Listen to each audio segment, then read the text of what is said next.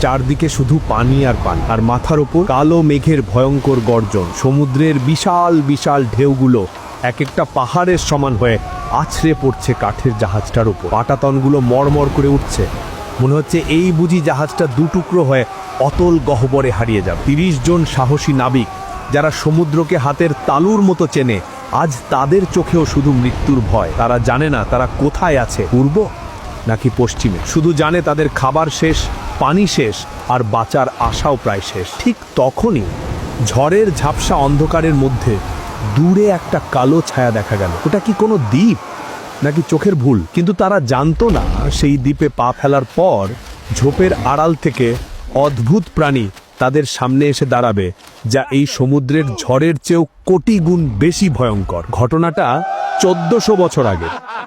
আকাশ পরিষ্কার, বাতাস অনুকূলে। আরবের বিখ্যাত গোত্র লাখম এবং জুধামের ৩০ জন লোক হাসি ঠাট্টা করতে করতে এক বিশাল সামুদ্রিক জাহাজে চেপে বসল। তাদের নেতা সাহাবী তামিম আদ-দারি। উদ্দেশ্য ব্যবসা বাণিজ্য। সমুদ্রের নীল জলরাশি রোদের আলোয় চিকচিক করছে।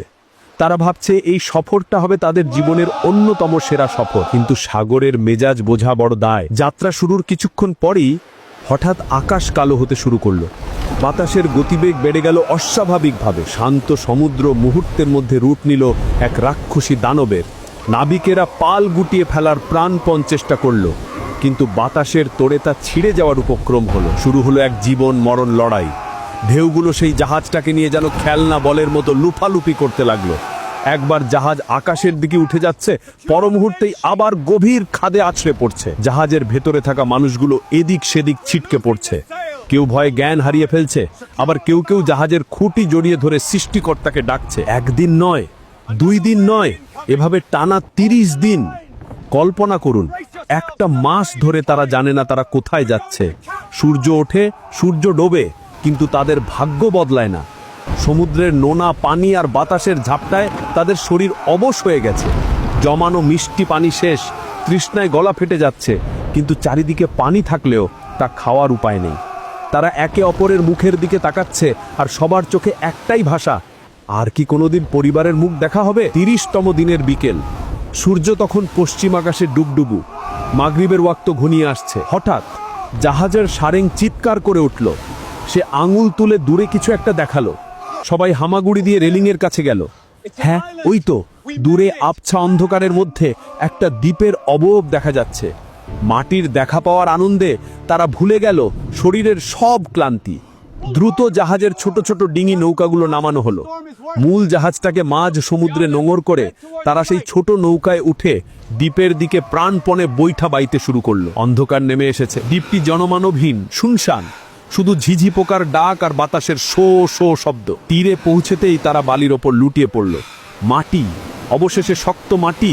কেউ কেউ বালিতে সিজদা দিল, কেউ শুয়ে পড়ল। তারা ভাবলো, যাক, অন্তত আজকের রাতটা নিরাপদে কাটবে। একটু বিশ্রাম নিয়ে তারা দ্বীপের ভেতরে যাবে, হয়তো কোনো ফলমূল বা খাবার পানি পাওয়া যাবে। কিন্তু তাদের সেই বিশ্রাম বেশিক্ষণ স্থায়ী হলো না। তারা যখন দ্বীপের একটু ভেতরে গাছপালার আড়ালে প্রবেশ করল, তখন ঝোপঝাড়ের ভেতর থেকে এক অদ্ভুত খসখস শব্দ শোনা গেল। মনে হলো কেউ তাদের উপর নজর রাখছে। ৩০ জন মানুষ থমকে দাঁড়ালো। ভয়ে কারো মুখে কোনো কথা নেই। হঠাৎ অন্ধকারের ভেতর থেকে তাদের সামনে এসে দাঁড়ালো এক কিম্ভূত কিমাকার প্রাণী। তারা তাদের চোখকে বিশ্বাস করতে পারছিল না। এটা কি কোনো মানুষ, নাকি পশু, নাকি কোনো জিন? প্রাণীটার শরীর বিশাল, আর তার সারা শরীর ঢাকা ঘন কালো আর মোটা লোমে। তার লোম এতটাই বড় আর ঘন যে টর্চ বা মশালের আলোতেও বোঝা যাচ্ছে না কোনটা তার মুখ আর কোনটা তার লেজ। তার চোখ কোথায়, নাক কোথায়, কিছুই বোঝা যাচ্ছে না।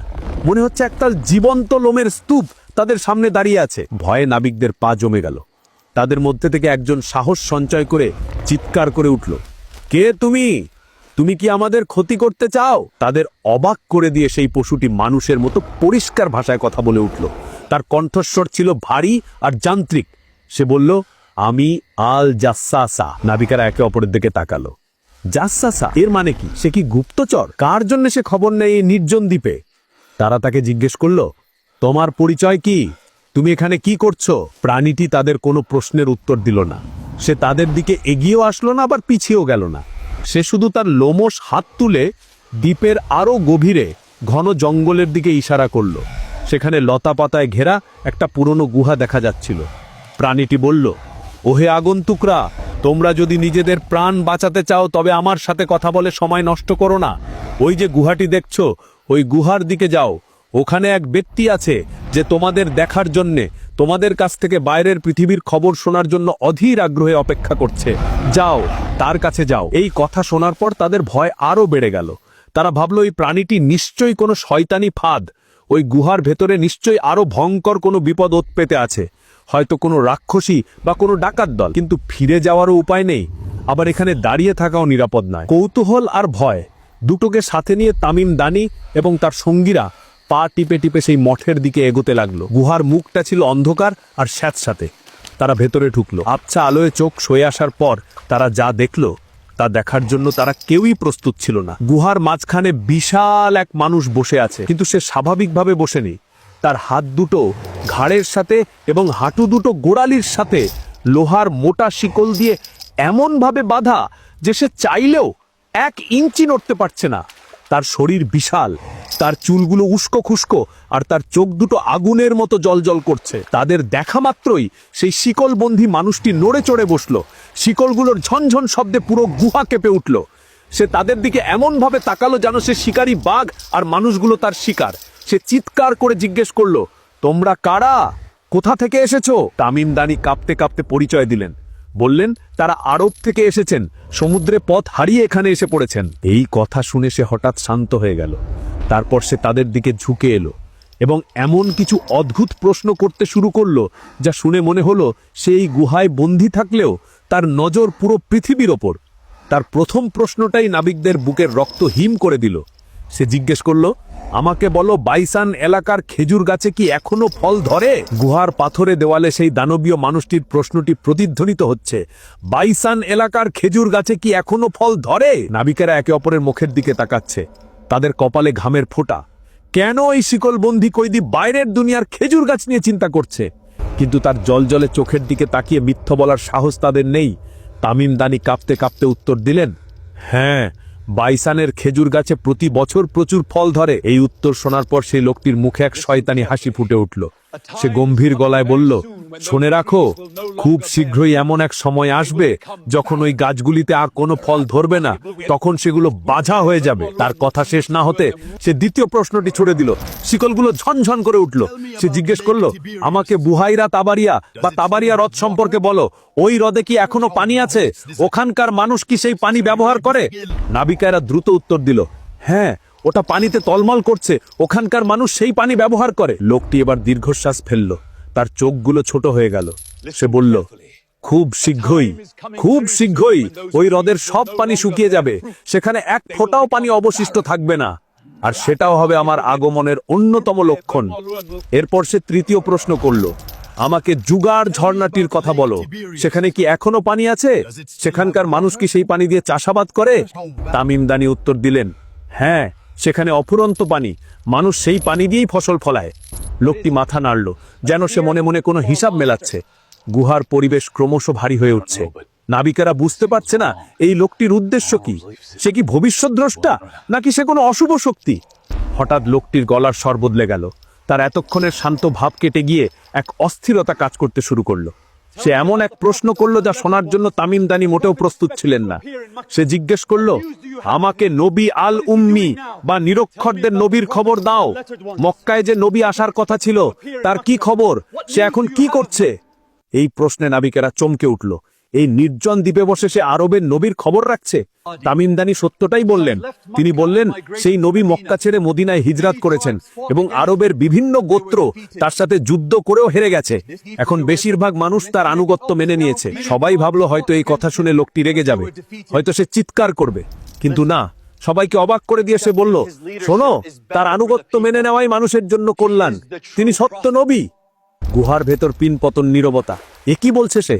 সে নিজে এত ভয়ঙ্কর, অথচ সে নবীর প্রশংসা করছে। ঠিক সেই মুহূর্তে তামিম দানি সাহস জুগিয়ে জিজ্ঞেস করলেন, তুমি আমাদের অনেক প্রশ্ন করেছো, এবার তুমি বলো তুমি কে?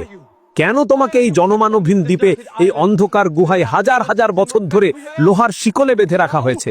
তোমার অপরাধ কি? এই প্রশ্ন শোনা মাত্রই সেই বিশাল দেহী মানুষটি অট্টহাসিতে ফেটে পড়ল। তার শিকলগুলো সে টান দিল যেন সে এক্ষুনি ছেড়ে বেরিয়ে আসবে। সে বলল, তোমরা যখন জেনেই ফেলেছ তবে শোনো আমার পরিচয়। আমি কোনো সাধারণ কয়েদি নই, আমি সেই অভিশপ্ত সত্তা যার জন্য পৃথিবী অপেক্ষা করছে।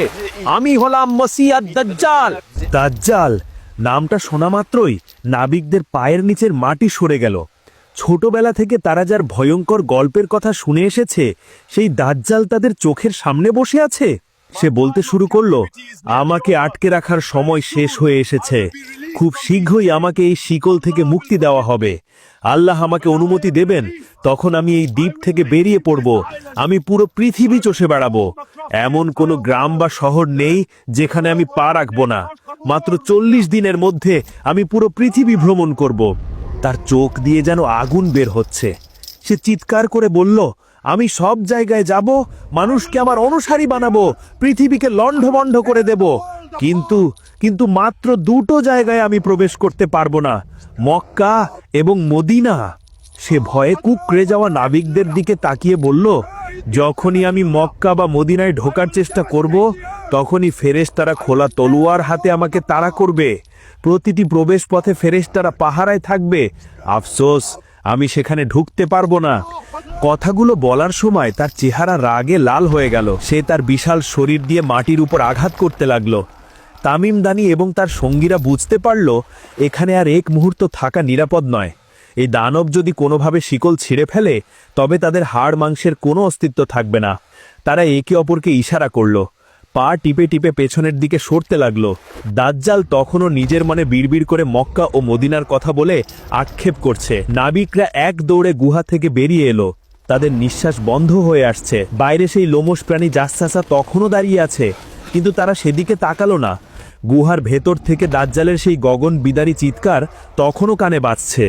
তামিম দানি এবং তার 30 জন সঙ্গী প্রাণের ভয়ে বালির ওপর দিয়ে এমনভাবে দৌড়াচ্ছেন যেন মৃত্যু তাদের ঠিক ঘাড়ের উপর নিঃশ্বাস ফেলছে। তাদের কারো পায়ে জুতো নেই, কারো গায়ের কাপড় ছেড়ে গেছে, কিন্তু সেদিকে খেয়াল করার সময় নেই। তাদের একটাই লক্ষ্য, ওই অভিশপ্ত দ্বীপ থেকে পালানো। তারা এক ধাক্কায় তাদের ছোট ডিঙ্গি নৌকাগুলো পানিতে ভাসালেন। বৈঠা বাইতে বাইতে তাদের হাতের চামড়া উঠে গেল, কিন্তু তারা থামলেন না। যতক্ষণ না সেই দ্বীপটি কুয়াশার আড়ালে হারিয়ে গেল, ততক্ষণ তাদের বুকের ধরফরানি থামল না। আল্লাহ রাব্বুল আলামিন এবার তাদের প্রতি দয়া করলেন। সমুদ্র শান্ত হয়ে গেল। অনুকূল বাতাস তাদের পালকে ভর করে দিল। দীর্ঘ কিছুদিন পর তারা আরবের উপকূলে এসে পৌঁছালেন। পাড়ে নেমেই তামিম দানি আর দেরি করলেন না। তিনি ছিলেন খ্রিস্টান, কিন্তু এই ঘটনা তার মনের জগৎকে পুরোপুরি উলটকলট করে দিয়েছে। তিনি সোজা মদিনার পথ ধরলেন। তার মনে শুধু একটাই কথা, আরবের সেই নিরক্ষর নবী যার কথা ওই শিকলবন্দি শয়তান বলল, তার কাছে আমাকে যেতেই হবে, সত্য জানতে হবে। তামিম দানি যখন মসজিদে নববীতে প্রবেশ করলেন, তখন নবীজি সাল্লাল্লাহু আলাইহি ওয়াসাল্লাম সাহাবীদের মাঝে বসেছিলেন। তামিম দানি নবীজির সামনে বসে তার সেই 30 দিনের সমুদ্র যাত্রা, সেই দ্বীপ, সেই লোমশ প্রাণী এবং গুহার ভেতরে সেই ভয়ঙ্কর একচোখা দানবের প্রতিটি কথা বিস্তারিত বর্ণনা করলেন। তিনি বললেন, ইয়া রাসূলুল্লাহ, ওই দানব বলেছে সে দাজ্জাল এবং সে খুব শীঘ্রই মুক্তি পাবে, কিন্তু সে মক্কা আর মদিনায় ঢুকতে পারবে না। এই কথা শোনার পর নবীজি সাল্লাল্লাহু আলাইহি ওয়াসাল্লামের পবিত্র চেহারা মুবারক খুশিতে উজ্জ্বল হয়ে উঠল। তিনি কোনো ভয় পেলেন না, বরং সত্য প্রমাণিত হওয়ার আনন্দে তিনি হাসলেন। তিনি তৎক্ষণাৎ বেলাল রাদিয়াল্লাহু আনহুকে নির্দেশ দিলেন, মদিনার মানুষকে ডাকো, আসসালাতু জামিয়া বলে ঘোষণা দাও। মদিনার সব মানুষ, নারী, পুরুষ, শিশু সবাই মসজিদে নববীতে ছুটে এলো। তারা ভাবল হয়তো কোনো ওহী নাজিল হয়েছে। নবীজি সাল্লাল্লাহু আলাইহি ওয়াসাল্লাম মিম্বরে দাঁড়িয়ে সাহাবীদের দিকে তাকিয়ে বললেন, হে আমার সাহাবীরা, আমি তোমাদের কোনো ভয় দেখাতে বা সুসংবাদ দিতে ডাকিনি, বরং তামিম দানি আমাকে এমন এক ঘটনা শুনিয়েছে যা আমি তোমাদের দাজ্জাল সম্পর্কে যা বলতাম তার সাথে হুবহু মিলে গেছে। এরপর নবীজি সাল্লাল্লাহু আলাইহি ওয়াসাল্লাম তার হাতের লাঠি দিয়ে মিম্বরের উপর সজোরে আঘাত করলেন। ঠক ঠক ঠক। তিনি বললেন, এটাই সেই তাইবা, এটাই সেই তাইবা, অর্থাৎ এটাই সেই পবিত্র মদিনা। সেই দাজ্জাল কি বলেনি যে সে মদিনায় ঢুকতে পারবে না? শুনে রাখো, সে সত্য বলেছে। সে মক্কা ও মদিনায় প্রবেশ করতে পারবে না, কারণ মদিনার প্রতিটি প্রবেশপথে ফেরেশতারা খোলা তলোয়ার হাতে পাহারায় থাকবে। আফসোস, সে সেখানে ঢুকতে পারবে না। নবীজি সাল্লাল্লাহু আলাইহি ওয়াসাল্লাম এরপর আবেগময় কণ্ঠে বললেন, আমি কি তোমাদের আগেই এই দাজ্জালের ব্যাপারে সতর্ক করিনি? সাহাবীরা সমস্বরে বললেন, জি ইয়া রাসূলুল্লাহ, আপনি আমাদের সতর্ক করেছেন। নবীজি সাল্লাল্লাহু আলাইহি ওয়াসাল্লাম এরপর আকাশের দিকে তাকিয়ে বললেন, জেনে রাখো, সেই দাজ্জাল এখন সিরিয়া সাগরে অথবা ইয়েমেন সাগরে নেই, বরং সে পূর্ব দিকের কোনো এক সাগরে আছে। হ্যাঁ, সে পূর্ব দিকেই আছে। এবং নবীজি সাল্লাল্লাহু আলাইহি ওয়াসাল্লাম হাত দিয়ে পূর্ব দিকের ইশারা করলেন। মসজিদের ভেতর পিনপতন নীরবতা। সাহাবীদের চোখের সামনে ভেসে উঠল সেই দ্বীপের দৃশ্য। তামিম দানি ইসলাম গ্রহণ করলেন এবং একজন জলজন্ত সাক্ষী হয়ে রইলেন এই মহাবিশ্বের সবচেয়ে বড় ফিতনা, দাজ্জালের অস্তিত্বের। আজকের এই আধুনিক যুগে বসে আমরা হয়তো ভাবি এগুলো শুধু গল্প, কিন্তু না, তামিম দানি রাদিয়াল্লাহু আনহুর এই ঘটনা সহি মুসলিমের পাতায় আজও জল করছে। সেই বাইসানের খেজুর গাছে এখন আর আগের মতো ফল ধরে না, তাবারি আরদের পানি শুকিয়ে আসছে এবং জুগার ঝর্ণার পানিও কমে যাচ্ছে। দাজ্জালের দেওয়া সেই লক্ষণগুলো আজ আমাদের চোখের সামনেই ফুটে উঠছে। সেই শিকলবন্ধী দানব হয়তো তার শিকল ছেঁড়ার অপেক্ষায় আছে, হয়তো তার মুক্তির সময় খুব কাছেই। নবীজি সাল্লাল্লাহু আলাইহি ওয়াসাল্লাম বলেছেন, যে ব্যক্তি সূরা কাহাফের প্রথম 10 আয়াত মুখস্থ করবে সে দাজ্জালের ফিতনা থেকে নিরাপদ থাকবে। এখন প্রশ্ন হলো, আমরা কি প্রস্তুত? দাজ্জাল যখন আসবে তখন আমাদের ঈমান কি এতটাই মজবুত থাকবে যে আমরা তাকে চিনতে পারবো, নাকি তার জাদুর ফাঁদে পা দিয়ে আমরাও পথভ্রষ্ট হব? সেই গুহার অন্ধকার থেকে দাজ্জাল বের হওয়ার আগেই আসুন আমরা আমাদের অন্তরের গুহায় ঈমানের আলো জ্বালাই। আল্লাহ আমাদের সবাইকে দাজ্জালের ভয়ঙ্কর ফিতনার থেকে হেফাজত করুন। আমিন।